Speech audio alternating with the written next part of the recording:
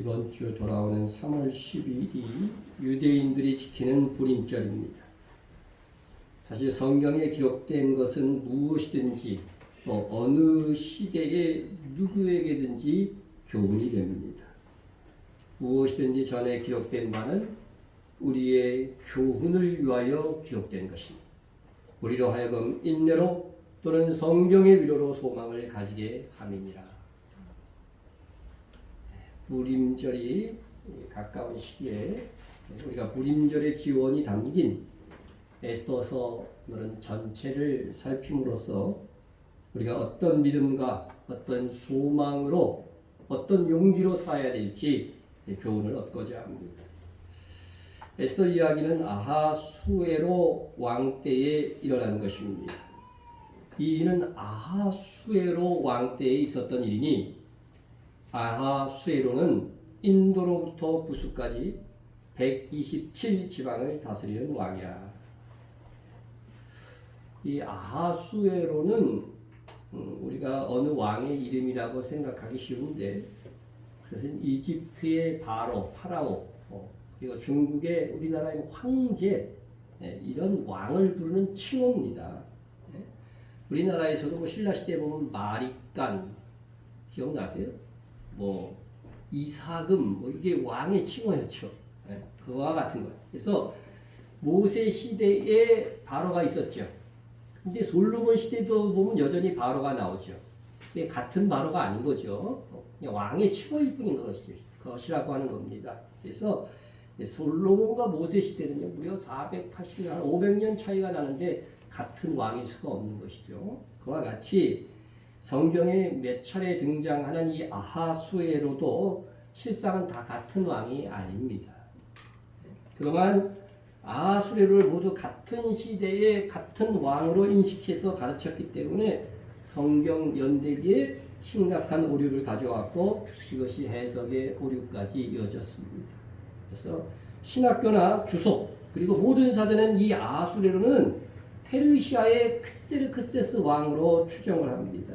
그래서 우리나라에서 상영이 됐던 이 300이라고 하는 거죠.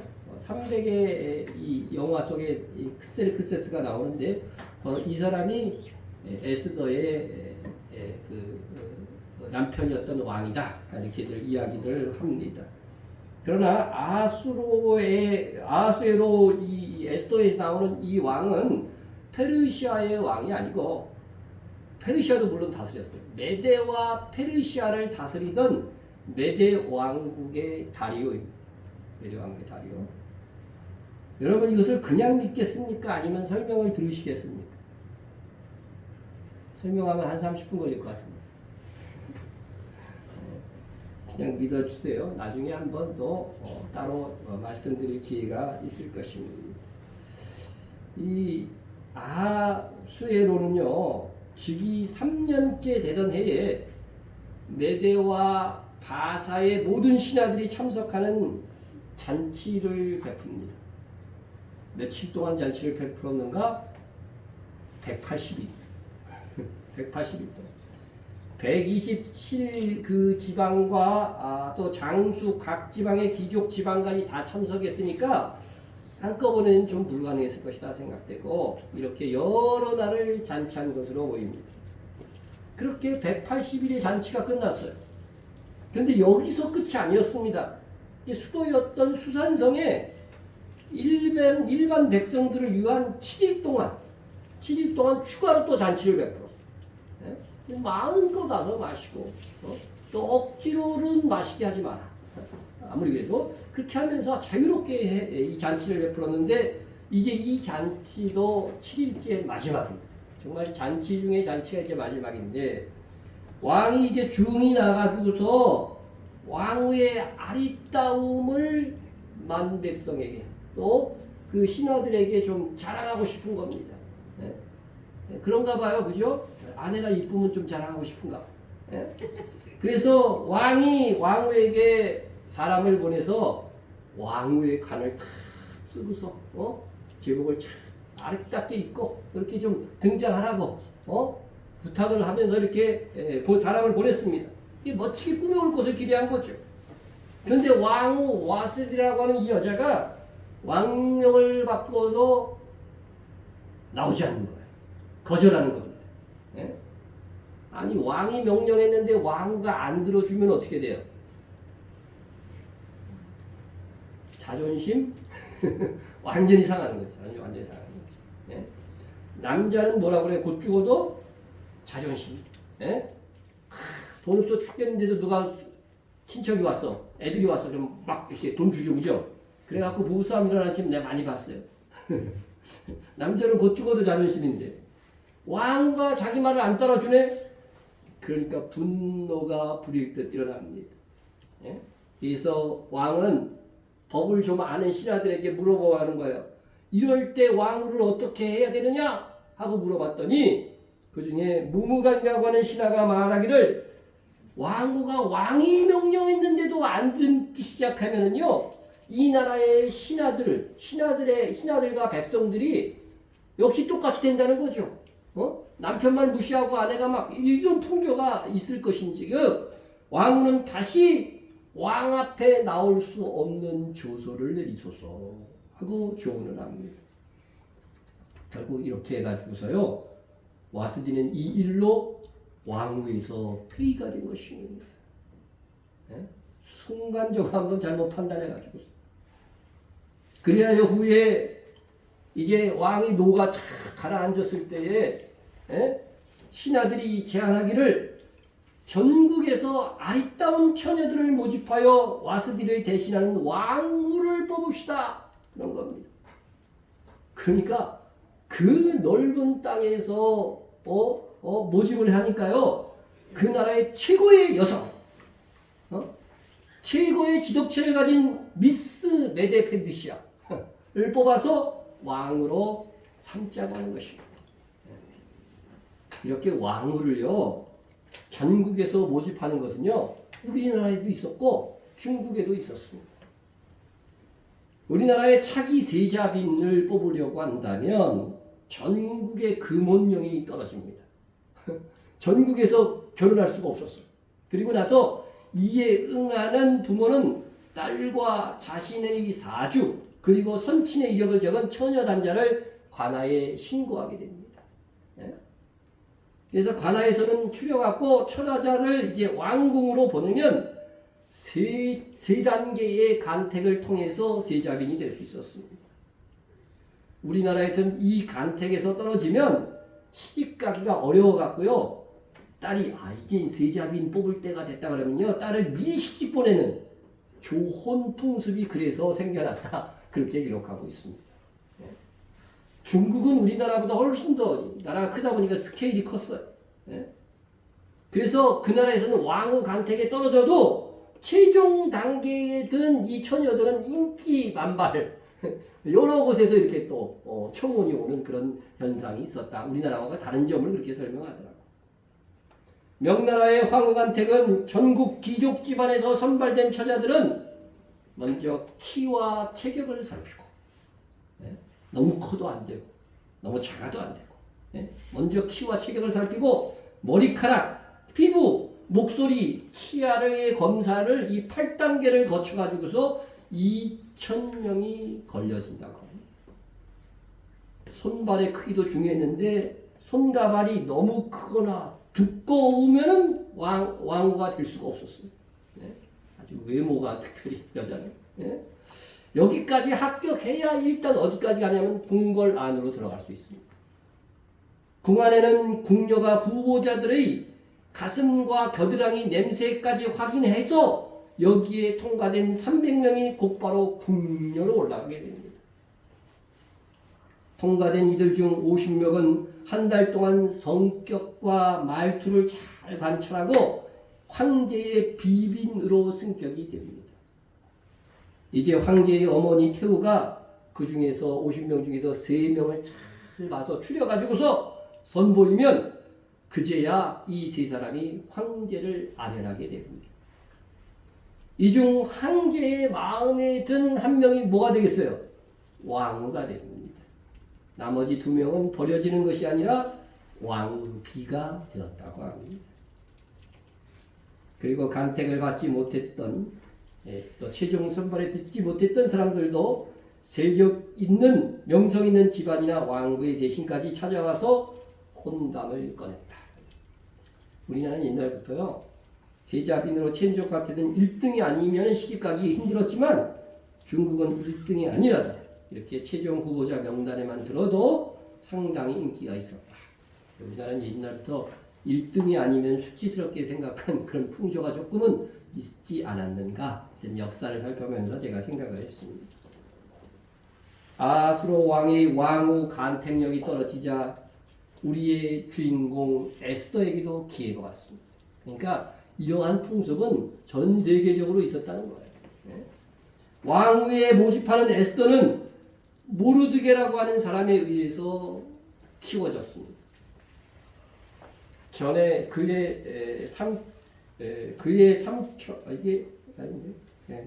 전에 바벨론 왕 느부갓네살이 예루살렘 유다 왕 여고냐와 백성을 사로잡아갈 때 모르드게도 함께 사로잡혔더라 그랬습니다. 그러니까 이 모르드게는 에스더를 양육했던 모르드게는 언제 포로로 잡혀왔냐면은 다니엘과 같은 시대에 잡혀왔어요. 그러니까 아까 페르시아의 크세르크세스 시대의 이 아수르가 아니라고 한 것은 여기서 모르드게가 잡혀왔는데 크세르크세스가 만약에 이 성경에 나오는 아수에로라고 한다면 나이가 150살 돼야 되고 에스더도 100살이 넘어야 돼요. 이게 말이 안 되는 거죠. 그래서 우리가 성경의 연대기를 지금 잘 밝히고 우리가 오늘 말씀에서는요. 아수르가 페르시아 왕이든 메대 왕이든 무슨 상관이 있어 이렇게 생각하지 못하지만 이 다니엘서의 70일이나 그런 거 해석할 때는 우리가 그동안 해석에 오류를 범했다 하는 것을 깨닫게 되는 겁니다. 어쨌든 오늘 이 말씀을 전하는데 자 다니엘과 같은 시기에 포로로 잡혀왔는데 그의 삼촌의 딸 하다사 곧 에스더는 그랬어요. 그러니까 여러분 이 에스더의 본명이 뭐예요? 하다사입니다. 이게 히브리 이름이에요. 에스더는 뭐예요? 우리나라로 하면 옛날에 일제강점기 때 창씨 개명한 거와 마찬가지예요. 그래서 하다사 곧 에스더는 부모가 없었으나 용모가 곱고 아름다운 처녀라. 그의 부모가 죽은 후에 모르드게가 자기 딸같이 양육하였더라. 그러니까 이 에스더와 모르드게는 사촌간이었지만 나이 차이가 꽤 난 거예요. 그래서 딸처럼 키웠다. 이렇게 말하고 있습니다. 모르드게는 곱고 아름다운 에스더로 왕후 후보에 응하게 해서 최종 후보에 오르게 되었습니다. 최종 후보에 오른 이 여자들은요. 무려 12달 동안 몰약과 향풍으로 정결하게 하는 기간을 거칩니다. 네? 그러니까 지금 예를 들어서 샴푸 모델 하면 머리카락을요. 뭐 1, 2개월 동안요. 계속 영양가를 주고 뭐 긁고 촬영을 한대요. 네, 그것처럼 이게 왕에게 한번 다 보여주기 위해서 12달 동안 이 긴 기간 동안 향품을 쓰고 그래갖고 그게 몸에 배게 해가지고서 왕을 아련하게 하는 겁니다. 그래서 왕 앞에 차례로 나가게 되는데 드디어 에스더의 차례가 되었습니다. 아하수에로 왕의 제7년 10월 곧 데벳월에 에스더가 왕궁에 인도되어 들어가서 왕 앞에 나가니 아하수에로 3년에 왕후 와스티가 폐위되었는데 에스더가 무려 4년 후에 왕후를 뽑는 자리에 나가게 된 것입니다. 네? 그러니까 심사기간이 아마 최소 3년 됐던 것 같아요. 네? 결과는 어떻게 되었을까? 어떻게 되었을까요? 왕이 모든 여자보다 에스더를 더 사랑하므로 그가 모든 처녀보다 왕 앞에 더 은총을 얻은지라 왕이 그의 머리에 관을 씌우고 와스디를 대신하여 왕후로 삼은 후에 왕이 크게 잔치를 베푸니 아하수에로는 에스더를 왕후로 삼고 큰 잔치를 베풀고 세금까지 막 면제해줬다고 돼 있어요. 그리고 큰 상을 막 그때 특별히 베풀어 주었다고 하는 것입니다. 드디어 에스더가 왕후가 되었습니다. 근데 그때쯤 하여 또 하나의 사건이 벌어지는데 에스더를 양육했던 모르드게는 빅단과 데레스라고 하는 두 사람이 왕에게 원한을 품고 왕을 암살하려고 하는 그런 계획들을 그 음모들을 알게 된 거예요. 알게 된 거죠. 근데 에스더의 남편이잖아요. 죽으면 큰일 나잖아요. 그래서 이 이야기를 이 음모를 누구에게 알려요? 에스더에게 알려서 에스더가 왕한테 고발하게 됩니다. 그래서 미리 이 반역자들을 색출해 가지고서 증거가 나타나 가지고서 그들을 처벌하게 되는데 아주 혁혁한 공을 세우게 되는 것입니다. 이것이 어디에 기록되냐면 궁중일기에 기록이 됩니다. 또 하나의 사건이 일어나는데 뭐냐면은 아각 사람 하만이 총리로 등극하는 것. 자기 신하들 중에 왕의 신하들 중에 가장 높은 자리에 하만이 등장하게 되는데 하만이 아각 사람이라고 하는데 성경에 보면 아각은요 아말렉 사람의 왕입니다.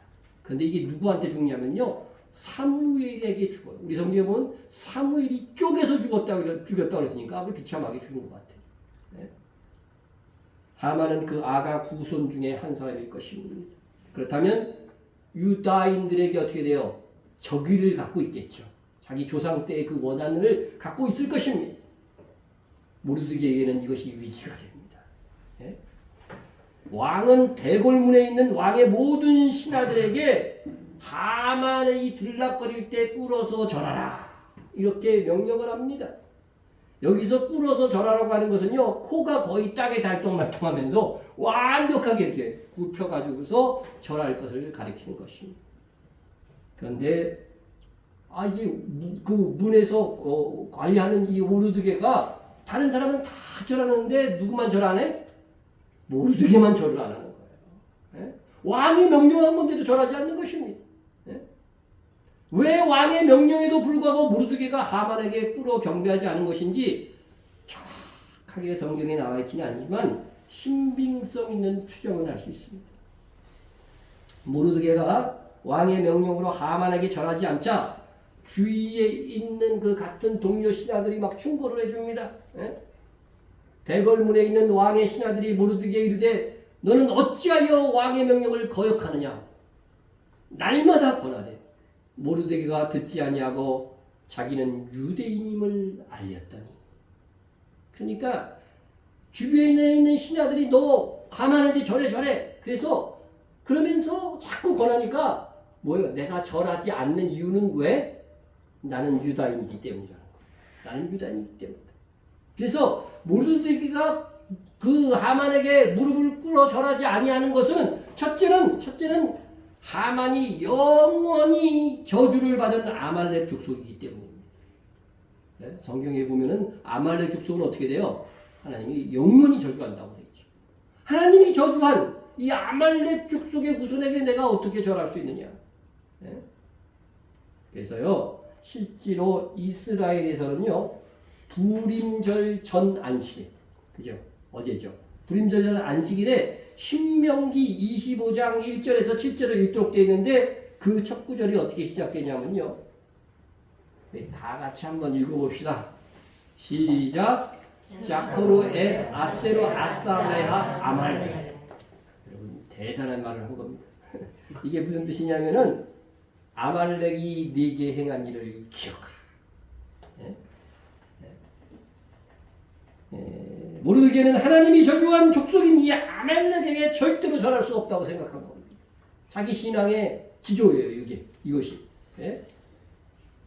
둘째는 유다인은 유일하신 하나님을 믿기 때문에 왕의 명령에도 신에게만 드리는 꿇어 경배하는 일을 하지 않는 것으로 보여요.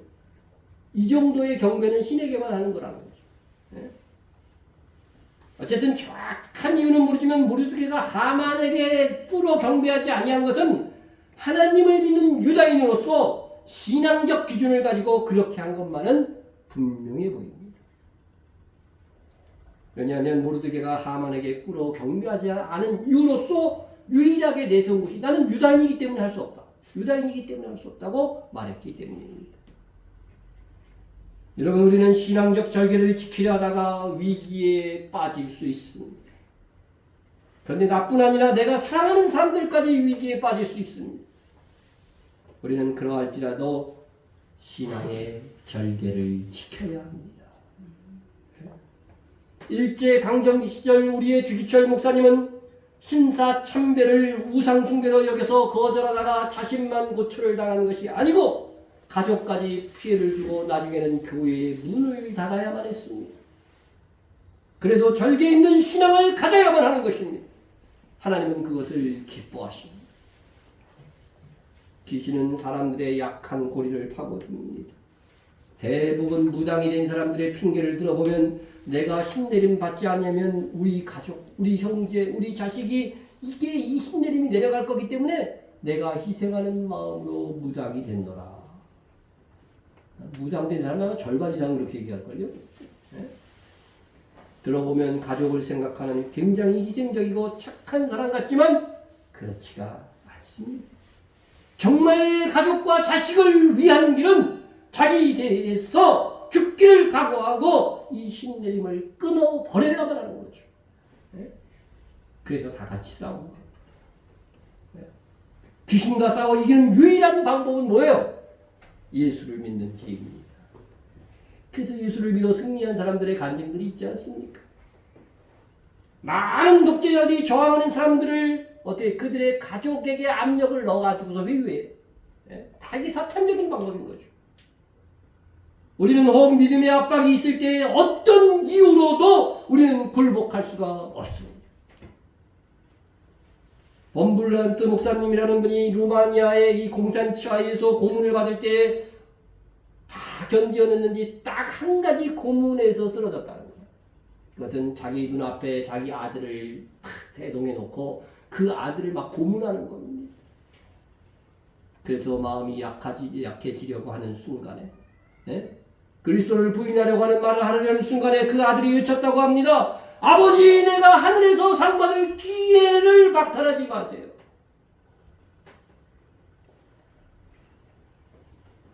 범블란트 목사님은 다시 그 말에 힘을 얻고 끝까지 믿음을 지켰다고 합니다. 우리는 혹 내 주변의 사람들까지 위기에 빠뜨릴지라도 내 생각과 판단으로 신앙적 원칙과 지조를 변개하면 안 됩니다. 어쩌면 그로 인해 다 같이 믿음으로 싸워 큰 세를 얻을 기회를 잃어버리는 결과를 가져올지도 모릅니다.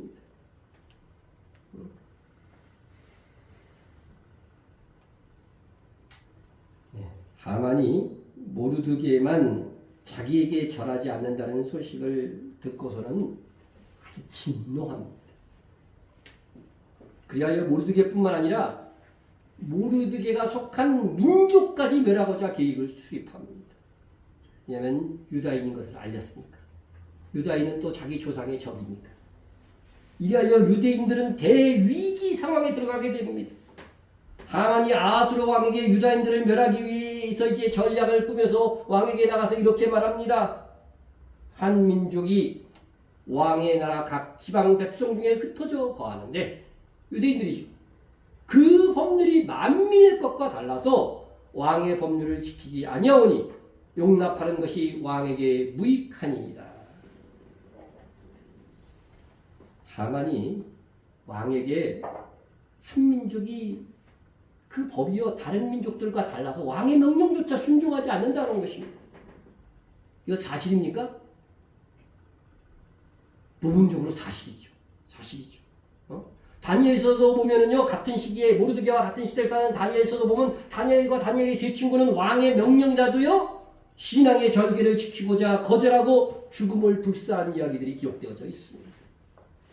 이렇게 하나님을 믿는 사람은 나라의 법이나 왕의 명령에 순응할지라도 그것이 하나님의 말씀에 어긋나면 어떻게 돼요? 단호히 거절하는 겁니다. 단호히 거절하는 겁니다. 하만은 그렇게 말한 후에 아하수르 왕에게 이런 제안을 합니다. 왕이 옳게 여기시거든 조서를 내려 그들을 진멸하소서. 내가 은 1만 달란트를 왕의 일을 맡은 자의 손에 맡겨 왕의 금고에 드리리라. 뇌물까지 주네. 여러분 이 1만 달란트 주석 보니까요. 당시 이 세금이에요. 1년 세수, 나라의 세수의 3분의 2에 해당하는 돈인데 이 하만이 돈도 많았나 봐요. 예? 왕의 입장에서는 뭐예요? 꼭 먹고 알 먹고입니다.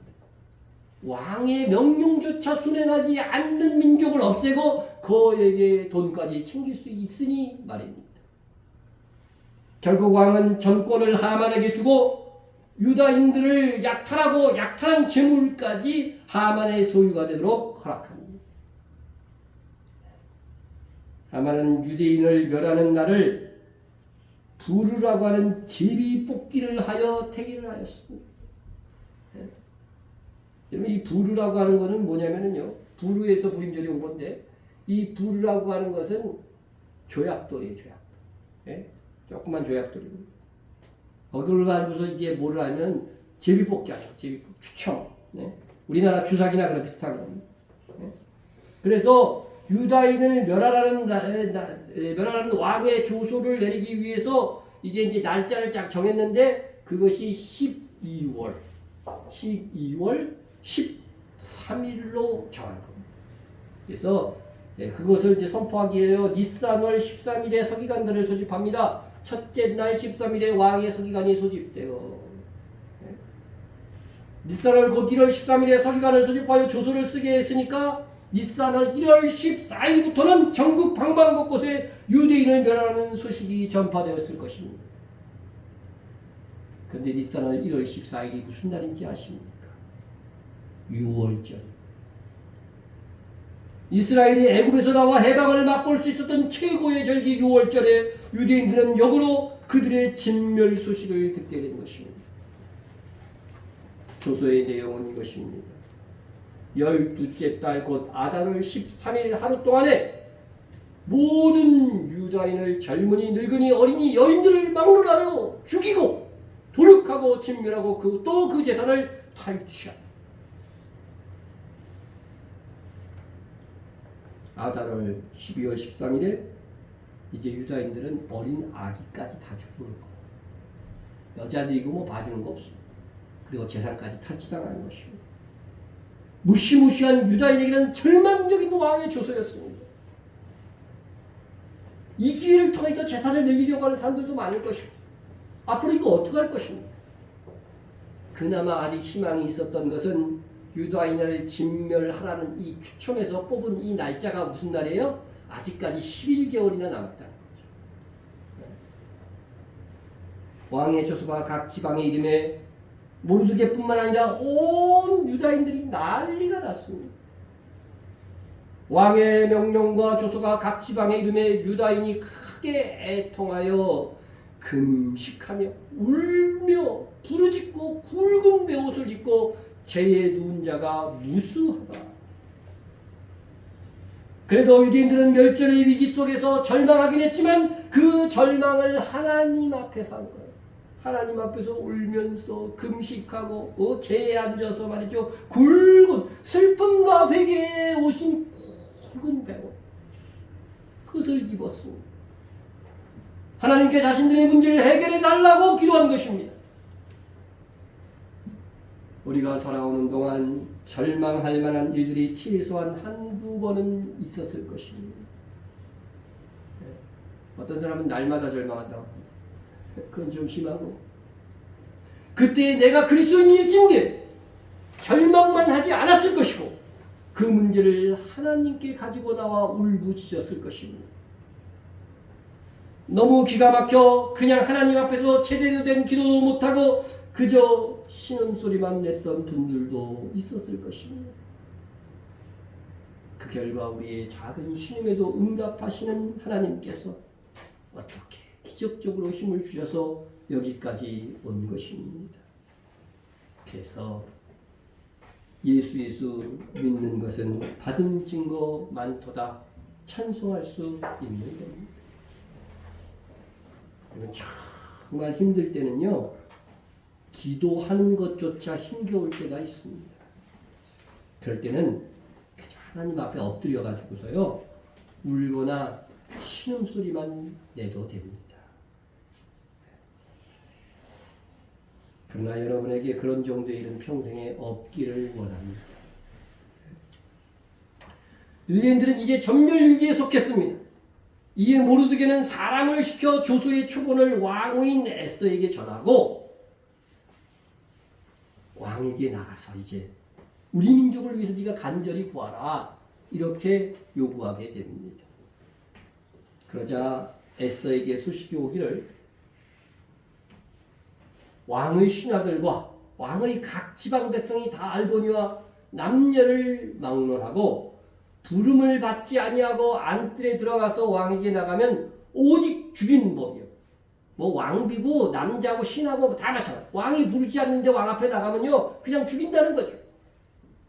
단지 왕이 그 자에게 금규, 큰 왕의 홀이죠. 금규를 내밀어야 살 것이냐.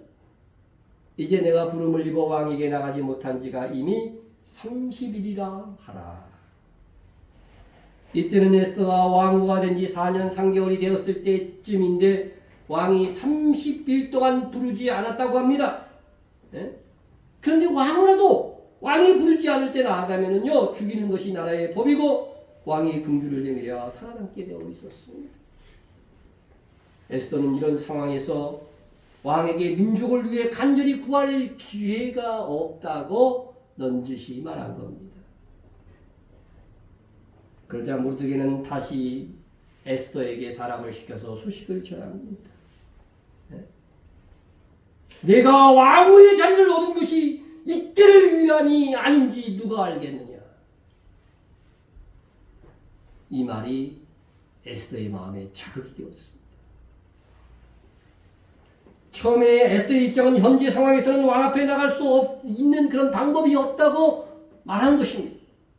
그러나 모르드게가 내가 왕후의 자리를 얻은 것이 이때가 아닌지 누가 알겠느냐. 이 말에 자기가 해야 할 일들을 깨닫게 된 것입니다. 모르드게의 말에 거룩한 자극을 받은 것입니다. 여러분들이 설교 말씀을 통해서 자극을 받아야 합니다. 그런 분과 그렇지 않은 분들은 나중에 엄청난 차이를 보이게 될 것입니다. 하나님께서 우리에게 높은 자리나 혹은 많은 물질이나 영화로운 권세를 주실 때는 반드시 이유가 있는 것입니다.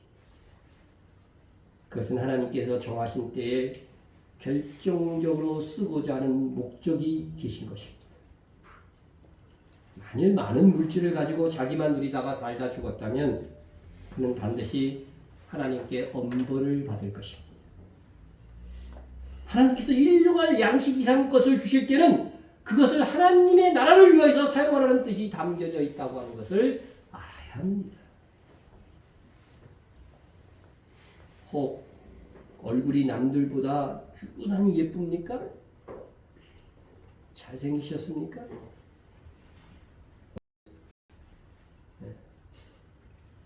그거 자랑하라고 주신 것이 아닙니다. 그 미모조차도 하나님의 나라를 위하여 사용하라는 겁니다. 미모는 여러 사람들에게 쉽게 호감을 사고 사람들을 집중시키게 하는데 다른 사람보다 쉽게 복음을 전할 수 있는 귀를 가질 수 있습니다. 대부분 얼굴이 이쁜 애들이 교만해요. 그런데 겸손하기까지 하면 얼마나 복음을 전하는데 유익하겠습니까? 높은 직이나 직분도 마찬가지입니다. 하나님께서 아무 이유 없이 성공을 주시는 것이 아닙니다. 반드시 어느 때인가 결정적으로 그것을 사용할 것을 요구하십니다.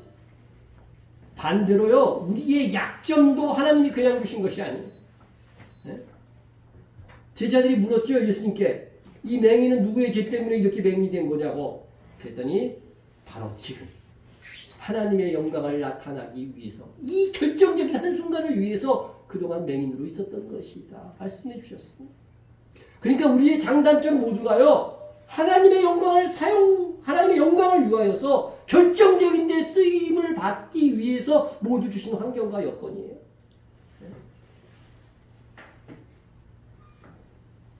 에스더는 유다인으로 가장 영향력을 발휘할 수 있는 왕후의 자리까지 올랐습니다. 그것은 에스더만의 영광을 위한 것이 아닙니다. 그의 미모, 그의 아름다움까지도 하나님의 때를 위해 사용할 것이었습니다. 에스더 왕후의 결정적으로 그러한 그 모든 자기의 직인화, 자기의 미모를 사용할 기회가 왔습니다. 모르드게의 말에 에스더는 자기가 해야 될 사명을 깨닫고 이렇게 말합니다. 당신은 가서 수산에 있는 유다인을 다 모으고 나를 위하여 금식하되 밤낮 3일을 먹지도 말고 마시지도 마소서. 나도 나의 시녀와 더불어 이렇게 금식한 후에 규례를 어기고 왕에게 나아가리니 죽으면 죽으리다 한다. 에스더는 자기가 하고자 하는 일에 기도의 후원이 있어야 한다는 것을 잘 알았습니다. 에스더는 다른 어떤 것도 요구하지 않고 수선에 있는 이 유대인들을 다 모아서 밤낮 3일을 먹지도 말고 마시지도 않는 완전한 금식을 요구합니다. 저도 아직 이런 금식을 못 해봤어요. 물을 마셨거든요. 물을 마셨습니다. 네? 먹지도 말고 마시지도 말라는 겁니다. 그리고 자신도 자기의 시녀들과 함께 그렇게 마음을 같이 한 후 금식한 후에 규례를 어기고 왕에게 나아갈 것이라고 합니다. 만일 이로 죽게 되면 죽으리라 각오를 피력했습니다. 바울 사도도 그의 서신서를 보면 복음을 담대히 전할 수 있도록 교회에 무엇보다도 기도의 지원을 요구했습니다. 기도한다는 것은 하나님께서 역사하실 수 있는 기초가 됩니다. 하나님의 일은 합력하여 기도하는 일이 없이 이루어지지 않습니다, 여러분. 하나님의 큰 일일수록 혼자만의 기도로 안 됩니다. 합력하여 기도하는 일이 있어야 됩니다. 제가 여러분들에게 선교를 위해서 기도해달라고 늘 강조하는 것은 그런 연유입니다. 그리고 저를 위해서 기도까지 해주시는 분은 제가 가장 고맙게 여기는 분들입니다. 밤낮 3일의 금식기도. 밤낮 3일의 금식이 있어야 여러분 역사가 있고 부활이 있습니다. 요나가 밤낮 사흘 동안 큰 물고기 뱃속에 있었던 것 같이 인자도 밤낮 사흘 동안 땅속에 있으리라. 예수님께서 무덤에 있었던 기간은 그냥 3일이 아니고 밤낮 3일입니다. 밤도 3일이고 낮도 3일인 거예요. 네? 그러므로 예수님이 금요일에 돌아가셨다고 하는 것은 비성경적인 해석입니다. 뭐 성금요일 말도 안 되는 겁니다. 예수님은 수요일에 돌아가셨으며 그날 저녁부터 시작해서 정확하게 밤낮 3일을 무덤에 계시다가 주일이 되자마자 유대인들이 눈 깜짝할 사이라고 칭하는 그 시간에 부활했습니다. 성경은 일관되게 밤낮 3일이 갖는 의미는 부활 회복이 있기 위한 고통의 시간이었습니다. 전물 위기에 처한 유대인들은 바로 이 밤낮 3일의 금식 기도로 반전을 이루게 됩니다. 수산에 있는 유대인들과 에스더는 밤낮 사흘을 금식하고 죽으면 죽으리라 왕이 부르짖지 않았는데 이제 에스더는 왕 앞에 나갑니다. 그러자 왕의 눈에 에스더가 너무나 사랑스러워 보인 것입니다. 사랑스러워도 너무 사랑스러운 거죠. 여러분 그런 감정 느끼신 적 없습니까? 네. 오래되셨습니까? 사랑스러워도 너무 사랑스러워. 네? 왕의 감정조차요 하나님께서 감동하신 결과라고 믿습니다. 네? 어떤 신부는요 솔직히 보기에 너무 못생겼어. 근데 신랑은 예뻐 죽겠대. 사랑스러워 죽겠대. 네? 하나님께서 눈을 삐게 하신 결과입니다. 그래서 결혼하신 분 여기 좀 있을 겁니다. 네? 에스더는 진짜로 곱고 아름다운 여인인데 예쁘게 보인 것이 아니고 사랑스러워 보였다. 네? 이것은 원어로 보면요 아주 호감 있게 네? 그런 감정을 느꼈다. 네? 왕은 큐를 내밀어서 에스더로 만지기 위해서 일단 그녀의 생명을 보존해주고 에스더에게 말합니다. 왕이 이르되 왕후 에스더여 그대의 소원이 무엇이며 요구가 무엇이냐 나라의 절반이라도 그대에게 주겠노라 하니 흔히 나라의 절반이라도 그대에게 주겠더라. 이 말이 여기서 나온 말이에요? 성경에서 나온 말이에요. 네. 이에 에스더는 자기의 소원을 말하기 위해서 왕과 하만을 잔치를 배설하고 초대합니다. 그날에 잔치를 하고 소원을 말하라고 하니까 한 번 더 내일 잔치를 베풀 테니 그때 오소서. 하만과 같이 함께 오소서. 그때 내 소원 내 청을 말하리이다. 에스더는 현명하게도 아주 왕의 애간장을 태우는 전술을 쓰고 있어요. 네? 네? 연애할 때 어때요? 하루 동안 핸드폰을 다 꺼버려. 그래서 상대방의 뭐예요? 애간장을 태우는 전략을 피는 인간들이 있더라고. 제가 보기엔 못됐어요. 근데 이 에스더가 내일 한 번 더 하루의 말미를 주고서요 청을 하겠다 이렇게 이야기한 겁니다. 근데 그 첫 번째 잔치가 끝나고 하만은요 자기 집에 가갖고 모르드게를 죽여서 매달 50규빗 약 한 23m 정도 된다고 합니다. 50규빗 되는 나무 장대를 딱 세웠어. 모르드게를 갖다 매달아 죽여요. 한편 왕궁에서는 그날 밤 아하스 왕이 잠을 탁 자려고 하는데 잠이 안 오는 거예요. 잠이 오지 않게 하신 이도 하나님이십니다. 네? 그래서 심심하니까 궁중 역대 일기를 가져와서 좀 읽어줘라 그런 거예요. 네? 우리도 옛날에 일기 읽어볼 때 있잖아요. 전에 쓴 일기 읽어. 그거하고 똑같은 거예요.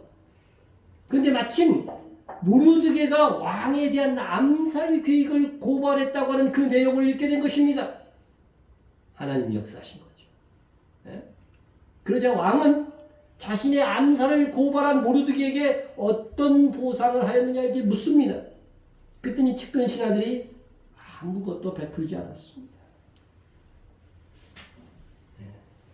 그때 마침 하만이요 자기가 세운 나무에 모르드게를 매달릴 수 있도록 왕께 구하고자 왕궁 바깥 뜰에 있었는데 왕이 하만을 불러가지고서 이렇게 묻습니다.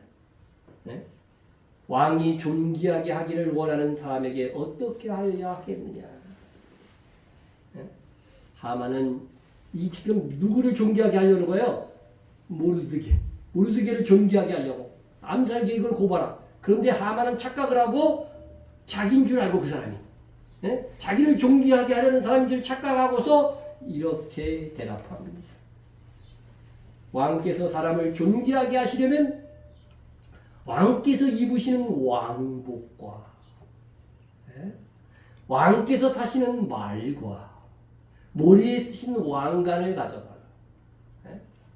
그 왕복과 말을 왕의 신하 중 가장 존귀한 자의 손에 맡겨서 왕이 존귀하게 하시기를 원하시는 사람에게 옷을 입히고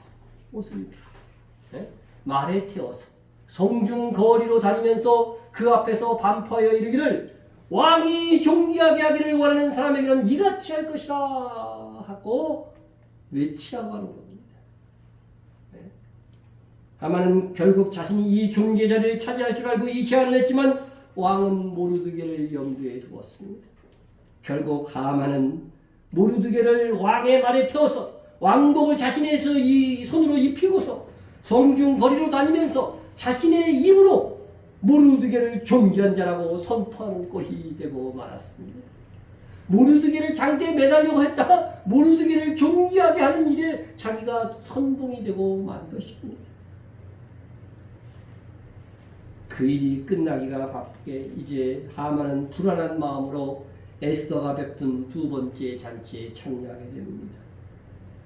여기에 에스더는 왕 앞에 자기의 소원을 이제 담대히 말합니다. 자기 민족이 하만에 의해서 진멸될 위기에 처해 있음을 낱낱이 고한 것입니다. 왕이 너무 노예가 옛날부터 노하면요 그 자리에서 확 떠나버려요. 너무 노하면 왕이 그 자리에서 노예에서 확 떠나서 왕궁 후원에 가갖고 열을 식히고 있는 사이에 하만은 큰일 난 거죠. 하만은 벌벌 떨면서 왕후 에스더에게 생명을 막 구걸하고 있는 것입니다. 어디까지 올라갔느냐? 그 위에 침상 있는 데까지 막 올라가고 막 사정을 하는 거예요.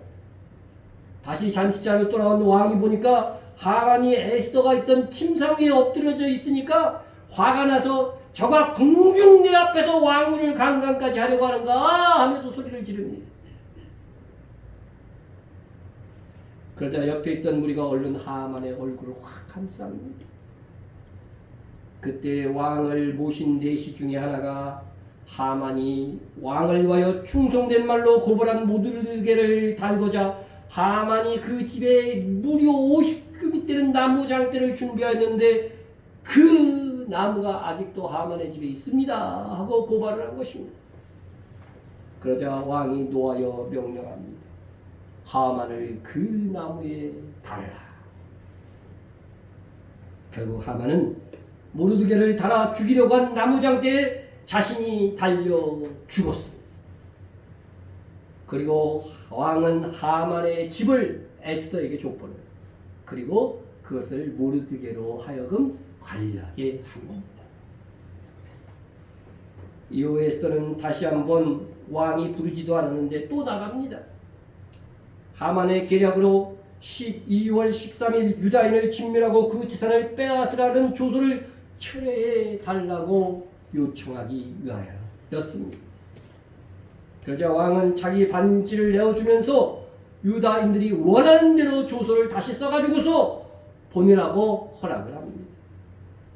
그래서 3월 23일에 모르드게가 원하는 대로 조서를 써서 전국 127지방에 보냈습니다. 조서의 내용은 여러 고을에 있는 유다인들로 하여금 각 지방의 백성 중에 세력을 가지고 그들을 치려고 하는 자들과 그들의 처자를 죽이고 도륙하고 진멸하고 려는 자들을 오히려 유대인들이 진멸할 수도 있도록 허락한 거죠. 네? 상황이 역전된 겁니다. 유다인들은 이제 12월 달에 진멸하려고 했으니까 어떻게 돼요? 주변에서 그런 사람들이 드러났겠죠. 야, 내가 그때 유다인들을 다 죽이고 나 그 재산 다 빼앗아 올 거야. 막 그렇게 일어난 사람들이 있을 거란 말이에요. 네? 그렇게 드러나는 사람들을 반대로 어떻게 해요? 유다인들이 가가지고서 다 진멸하도록 법적으로 허락한 거예요. 재산까지 다 뺏어오라는 거죠. 네? 상황이 역전된 겁니다. 유대인들을 진멸하려고 했던 자들은 반대로 유대인이 진멸이 받도록 허락된 것입니다. 아달월 곧 12째 날 13일은 왕의 어명을 시행하게 된 날이라. 유다인의 대적들이 그들을 제거하기를 바랐더니 유다인이 도리어 자기들을 미워하는 자들을 제거하게 된 그날에 아달월 13일은 우리 달력으로는 바로 내일입니다. 그날의 수산성에서만 유다인이 대적 500명이 죽었고 하만의 10 아들이 죽임을 당했습니다. 아들도 많이 낳았어요. 그러니 전국에서 얼마나 많은 유대인의 대적들이 죽었겠습니까? 이 결과 보고를 들은 아수레는 에스더가 말하지도 않았는데 에스더를 불러서 그대의 소청이 또 있냐고 물어봅니다. 이에 에스더는 왕이 만일 좋게 여기시면 수산에 사는 유다인들이 내일도 오늘 조서대로 행하게 하시고 하만의 10 아들의 시체를 나무에 매달게 하소서. 이 왕은 허락합니다. 결과적으로 아달월 13일에 전국에서 유대인의 대적 7만 5천 명이 유대인에게 도륙당했습니다. 그리고 그 다음날 14일에는 잔치가 벌어졌습니다. 그래서 이 14일을 불임절로 지킵니다. 반면 수도인 수산성에서는 조금 달랐습니다. 아달월 13일과 14일 이틀간 모여 원수를 도륙하고 15일의 잔치를 베풀어 승리를 즐겼습니다. 그래서 이를 따라서 이스라엘의 수도 예루살렘에서는 15일을 불임절로 지킵니다. 그러니까 이스라엘에서 성이 있는 데는 15일 날 지켜요. 근데 성이 없는 텔아비브에서는 14일, 예루살렘에서는 15일 이렇게 지킵니다. 이는 모르드게가 이 아달월 14일, 15일 승리를 기념하여 절기로 지킬 것을 명한 것에 기원을 두고 있습니다. 이날에 유다인들이 대적에게 벗어나서 평안함을 얻어 슬픔이 변하여 기쁨이 되고 애통이 변하여 귀한 날이 되었으니 이 두 날을 지켜 잔치를 베풀고 즐기며 서로 예물을 주고 가난한 자들을 구제하라. 좋은 일이 있으면요 선한 일도 해야 되는 거예요. 네? 이 두 날을 어떻게 불렀냐면은 무리가 부르의 이름을 따라 이 두 날을 부림이라 하고 부르 아까 제가 설명을 드렸죠. 네. 부르는 진비뽑기를 위한 조약돌이라고 했습니다. 일종의 주사기로 보면 되는데 부르라는 말의 히브리어 복수형 어미가 뭐냐면 힘이 붙어요. 네? 엘로힘 할 때. 네? 하나님은 복수예요. 삼위일체. 그와 같이 이 복수가 붙어서 부림이 된 거죠. 그래서 페르시아에서 이 부르 주사기를 던지는 모습을 보면 정육면체에 비슷한 조약돌인데 거기에 세기 문자가 가득 쓰여져 있습니다. 네? 부르는 자기들이 섬기는 우상의 뜻이 무엇인지 혹은 날짜를 받는 수단이었습니다. 하만은 이런 부르를 사용해 제비뽑기로 유대인이 멸절할 날을 정했던 것입니다. 하지만 하나님께서는 거꾸로 그들이 당할 날로 역전시키신 것입니다. 그러므로 부림절은 세계인을 향하여 유다인을 죽이려고 하는 자들이 오히려 스스로 멸절되는 결과를 가져올 것이라는 경고가 담긴 절기입니다. 그러면 이 사건이 주는 교훈이 무엇일까요? 마지막 때에도 이스라엘 주변의 나라들뿐 아니라 세계가 유대인들을 죽이지 못해 안달을 낼 것이라고 하는 것입니다. 이미 재림의 때를 예언한 스가랴서에서 다시 독립한 이스라엘을 주변의 나라들이 잡아먹으려고 야단법석일 것을 예고하고 있습니다. 오늘날 유엔에 의해서 팔레스타인과 이스라엘, 아랍과 이스라엘의 관계에서 거의 일방적으로 세계는 아랍과 팔레스타인 편에 서 있습니다. 한 번도 이스라엘에게 유리하게 판결을 안 해주고 있어요.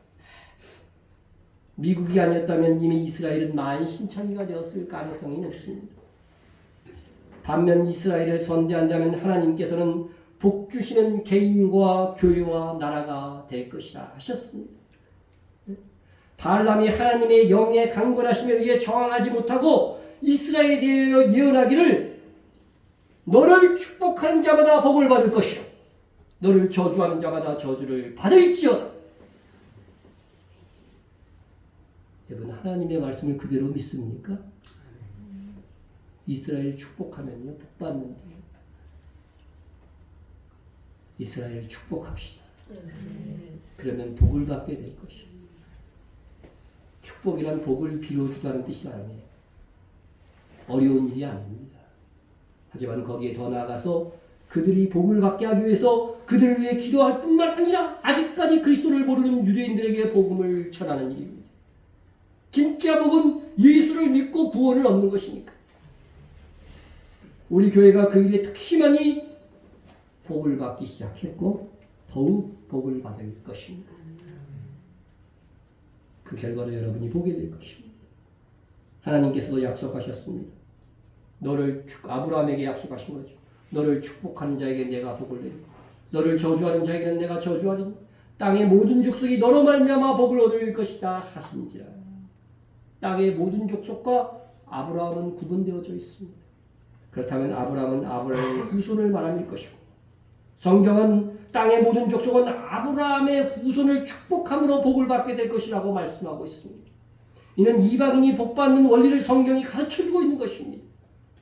그런데 갈라디아서를 보면 영적으로는 우리 모든 믿는 성도들도 아브라함의 후손입니다. 여러분도 유대인이든 이방인이든 진실한 성도를 대적하고 박해하는 자들의 칭후는 하나님의 저주를 받을 것입니다. 주님 오실 때 이 저주와 심판이 절정을 이룰 것이지만 역사의 교훈을 위해서 하나님께서는 그 시대마다 하나님을 어떤 심판이 있는지 지켜보십시오. 부림절은 하나님의 백성에게는 복된 날이며 승리의 날입니다. 우리가 밤낮 3일을 하나님의 도우심을 구하여 함께 금식하여 기도하며 민족의 위기를 극복한 이스라엘처럼 지금 전염병 위기에 있는 이 나라를 위하여 제발 정치적인 이해를 넘어서 기도해야 합니다. 대통령과 위정자들이 올바른 전략과 수습대지를 세우도록 기도해야 하며 하나님께 이 나라 이 땅만은 속히 이 바이러스가 죽도록 기도합시다.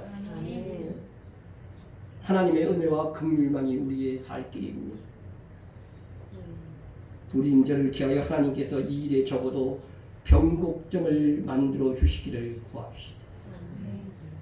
변곡점이라고 하면 줄어들기 시작합니다. 비록 메데치아의 이스라엘이라도 합심하여 기도함으로 승리를 얻은 것과 같이 이 땅의 하나님의 백성들도 마음을 같이하여 합심하여 구하면 하나님께서 하늘에서 들으시고 역사하실 것입니다. 오늘 부림질의 기원이 되는 에스더서를 살폈습니다. 중요한 것은 우리도 이 시대의 에스더이어야 한다는 것입니다. 에스더도 처음에는 왕이 부르지 않는데 나설 수 없는 현실을 핑계했습니다. 그러나 내가 왕후의 자리를 얻은 것이 이때를 위함이 아닌지 누가 알겠느냐? 이 모르드게의 말에 그녀는 사명을 깨닫고 죽으면 죽으리라 결단했습니다. 결심하고 행동한 결과 어떻게 됐어요? 모두가 살았습니다. 우리도 죽도록 충성하면 나도 살고 내 가족도 살고 내 민족도 삽니다.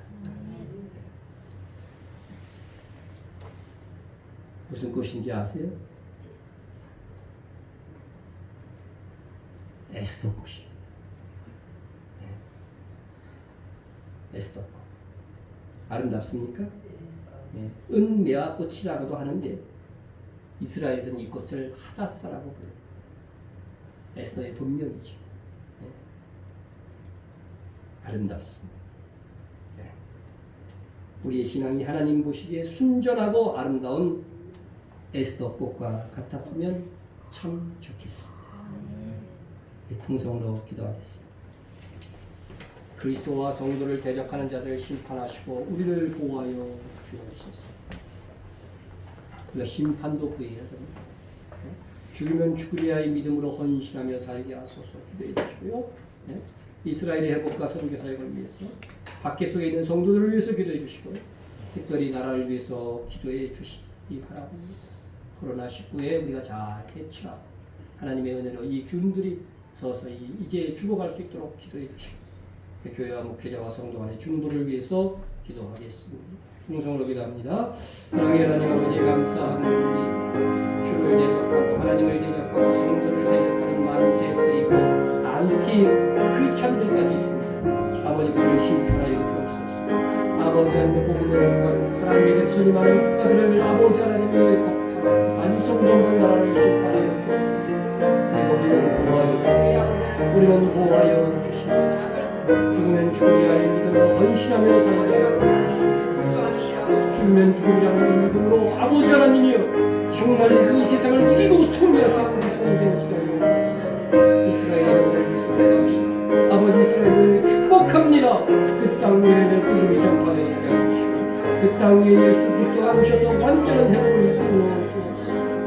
우리가 성도로서 아버지 하나님이 있는 곳곳마다 아버지 하나님의 사역자들마다 선교사들마다 아버지 귀감 축복합니다.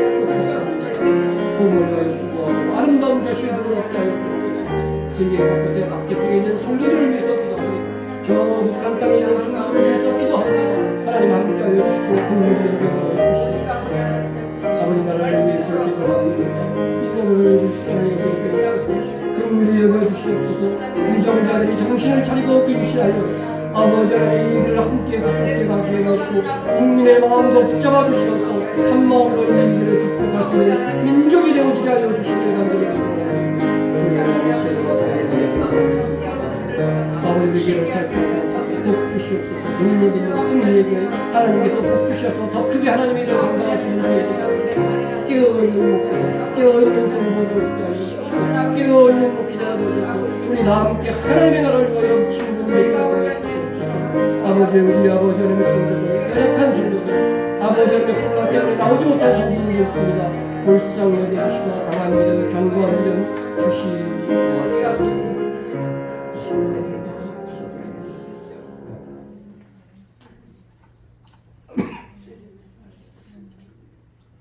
하나님 곧 불임절입니다. 의를 지키고자 했던 모르드게로 인해 온 민족이 멸절의 위기를 당했지만 합심하여 기도하고 죽으면 죽으리라 헌신했던 에스더로 하여금 승리의 잔치를 벌일 수 있었습니다. 주님 다시 오실 때 우리도 그렇게 될 것을 믿습니다. 하지만 우리가 사는 이 세상에서도 우리의 합심하는 기도와 우리의 죽으면 죽으리라의 헌신으로 승리와 형통의 기쁨을 맛보며 살게 하옵소서. 지금 나라의 전염성 바이러스로 인하여 어려움이 우리에게 있사오니 불임절을 기점으로 변곡점이 되어 치료되고 회복되는 역사로 채워 주옵소서. 다시 오실 예수님의 이름으로 기도드립니다. 아멘.